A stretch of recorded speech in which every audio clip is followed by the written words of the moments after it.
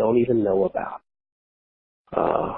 because a plan that somebody made or an action that somebody took. It's amazing that with all the social media stuff and all, there's still a lot you don't hear about that's just done, and because that's the way some people do their jobs, which is good in many cases, and some things, there are things that can't be, there are things that can't be quantified. There are things, I'm sure we both know things that, there are things that have happened and been avoided, stuff the good people just can't know about. It will mess with their sensibilities. Let's face it, and it might sound like I ran down, anti-terror operations or planning. I'm not running them down. It just doesn't affect me in my everyday life, as far as I know. And that's the key phrase right there. As far as I know, because a lot of times, people want transparency and this, that, and the other, and I think, okay, that's fine to a point. There's a lot of times, you know what? I don't want to know. Just do it. Right. Just keep us safe. All of our folks in the intelligence community, for example. You're doing your job right. That means, my little boy is safe or safer. Great. I don't necessarily need to know how you do every single thing to be effective. Right. Maybe that's, giving people too much leeway or too much credit, but the reality is my kid's life is worth that much more to me than an abstraction at that point. Yeah, but sometimes you see departments that are getting equipment, and you wonder, and sometimes you see equipment getting aged out. You remember when they got this new thing and it gets aged out, armored vehicles or something like that, for example. Yeah. And they get through funding. I know departments have got vehicles that they can't afford to fund. They can't afford to keep. They can't afford to upkeep. It's too expensive. It's too much, but they took it, like we all would. And there's sometimes you see those vehicles and you think, wouldn't it have been better to turn that into 3 ambulances? Right. Or something. But rather than have that sit and wait, and there's one similar to it that's 15 minutes away or something. And it just seems like the fear-based funding sometimes doesn't distribute the things as logically as it should. Fear is funny that way. Yeah, but it's playing on fears is funny that way. It's a good motivator. And it's a darn good tactic in many ways. But we really need to look at it instead of being scared of just responding. Well, we need to look at what we actually do, and that's one of the things. That's one of the things that I've seen in my limited participation over the years with the fire department. That I've seen is that Winmore constantly reevaluates what they've done over a period of time, and they adapt their equipment and their practices to what they think they'll be doing based on what they did. A lot of that goes to the leadership. Yeah, absolutely. Of the department. Absolutely. Where the chief, for the last 20 years or so, it's hard to believe it's been that long, but for all the right reasons, not the wrong reasons, he's embraced new technologies. And like you said, reassessed skills and training and what needs to be done and what of the old ways doesn't need to be done anymore, to mangle a sentence. Yeah, and you've got to be willing to, excuse me, I've seen instances where if you're somewhere long enough, you'll see policy flip-flop. But it's not about ego, it's about what's best. No question. No question. The apparatus has changed a bit through the years, with different priorities change. Is it so important that the apparatus is a certain color, or is it important to save us a few dollars and get a top-of-the-line truck? We're not going to talk about color here, Cowboy, because truck colors is a hot topic. It always is. It's funny, and people don't realize how much that equipment costs. It's hard to be a firehouse now with recent equipment. It doesn't have, even the smallest fire companies got $1 million worth of equipment sitting there. Mm-hmm. And it's easy to get a few million. When in the year I was president at Winmore, we had shopped out the new rescue truck. Then the new rescue truck. It's the rescue truck in operation at Winmore now, and it's absolutely mind blowing. And that was more than 10 years ago. So think of what it cost. How many times those costs have multiplied since then. I think people also don't understand that a lot of pieces are highly customized depending on the needs of the department buying them. I'm not going to say there's almost a skilled craftsman element to even building a piece of fire apparatus, emergency apparatus. Rolls-Royce is famous for building things by hand and custom. Well, that's not that different from the way they build fire trucks in a lot of ways.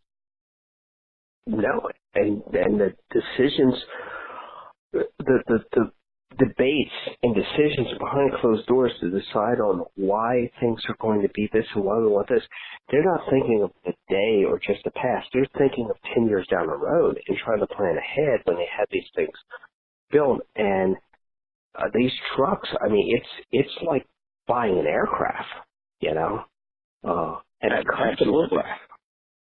And it's got to last for at least 10 years,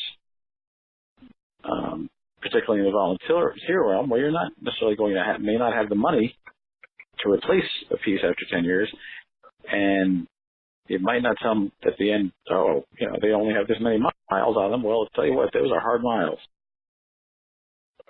Hard miles that the pieces go through, not to mention the generators and the hose lines and the pumps. There's just so much that goes into a new piece. It's hard for many to even conceive. Well, and the maintenance on the vehicles isn't really depends on how you do it. It's not connected necessarily to mileage. It's connected to time. You can have a truck that has low mileage but high hours. Right. So that mileage is deceiving. It's deceiving and making it look like the truck didn't go far. Well, the truck may not go far, but it may go somewhere and run a pump for 4 or 5 hours. And it might not go far because our first in district is only, say, 3 square miles, but it's got to get there quick and reliably every single time. And to go back to the volunteerism that we discussed, to bring things part of the way around, that the apparatus is maintained also by volunteers. Right. In large part. So there is another element to it altogether as part of that conversation. Do you think that when your son grows up, volunteerism will be the same? Do you think he will have opportunities to volunteer and be a fireman or something somewhere? He says he wants to. I've got him, he's 4, and I've got him watching Emergency, which anybody of a certain age who's in the fire service knows very well. Who thought when they put that show on a budget of next to nothing, that it would become a recruitment tool for decades? I'll tell you what, I grew up as a little boy, I wanted to be Johnny Gage. I didn't become a paramedic, but that didn't matter.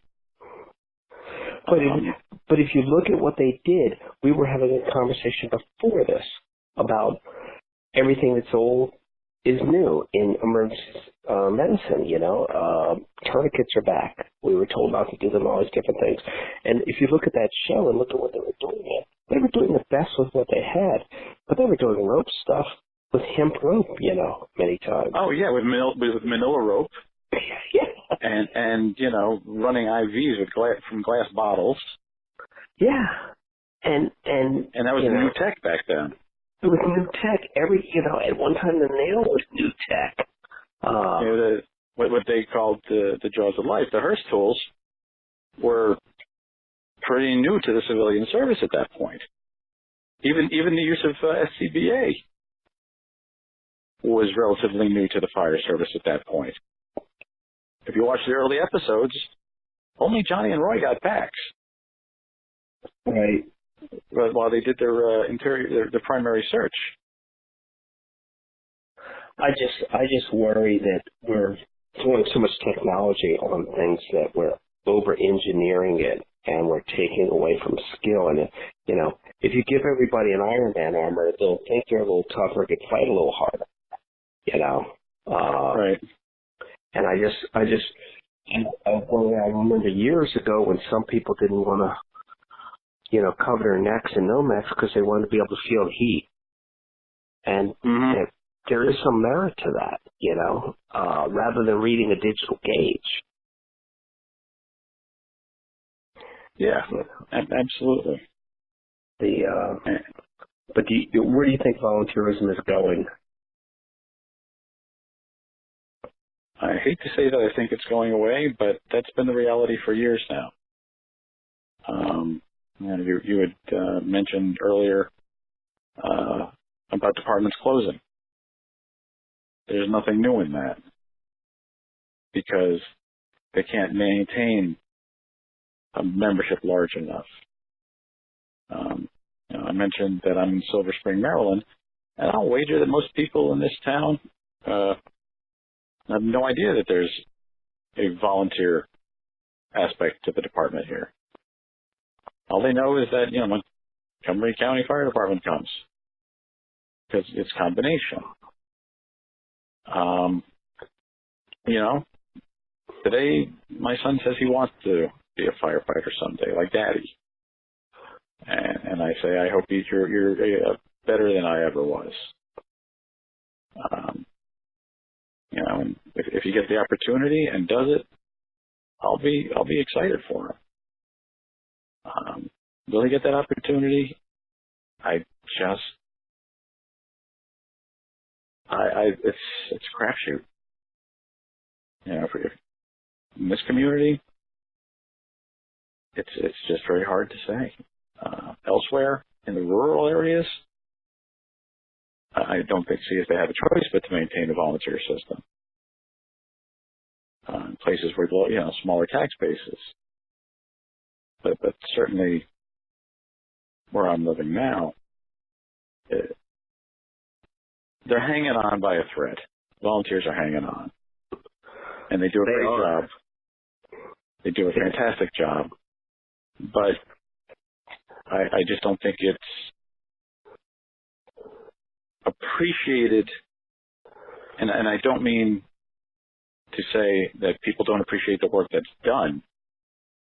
I simply mean that I don't think people appreciate that there are volunteers doing the same work. Right. I don't think they know how it's still being done to appreciate it. I don't think that they realize it. I think they just assume, like when we push the button on a microwave, that the food will be hot in 3 minutes. It better be.